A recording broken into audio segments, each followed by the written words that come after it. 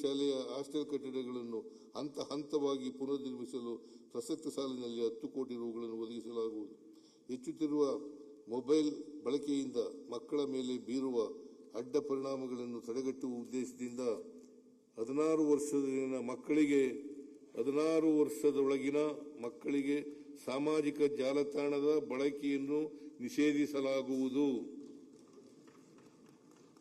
ವಿದ್ಯಾರ್ಥಿಗಳ ಆರೋಗ್ಯ, ಭವಿಷ್ಯ ಮತ್ತು ವ್ಯಕ್ತಿತ್ವ ರೂಪಿಸುವ ಸ್ಥಳವಾಗಿರುವ ಶಾಲಾ ಕಾಲೇಜುಗಳು ಮತ್ತು ವಿಶ್ವವಿದ್ಯಾಲಯಗಳಲ್ಲಿ ಮಾದಕ ವಸ್ತುಗಳ ಬಳಕೆಯನ್ನು ತಡೆಯಲು ವಿದ್ಯಾರ್ಥಿಗಳಿಗೆ ಶಿಕ್ಷಣ ಮತ್ತು ಜಾಗೃತಿ ಕಾರ್ಯಕ್ರಮ, ಕಠಿಣ ನಿಯಮ ಹಾಗೂ ಸಹಾಯ ಕೇಂದ್ರಗಳ ಮೂಲಕ ಮಾದಕ ವಸ್ತುಗಳ ಮೇಲೆ ಕಟ್ಟುನಿಟ್ಟಿನ ನಿರ್ಬಂಧ ಹೇರಲಾಗುವುದು.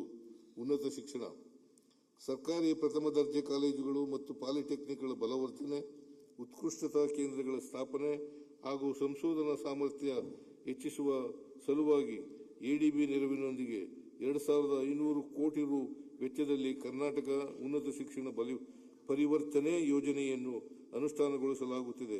ಈ ಯೋಜನೆ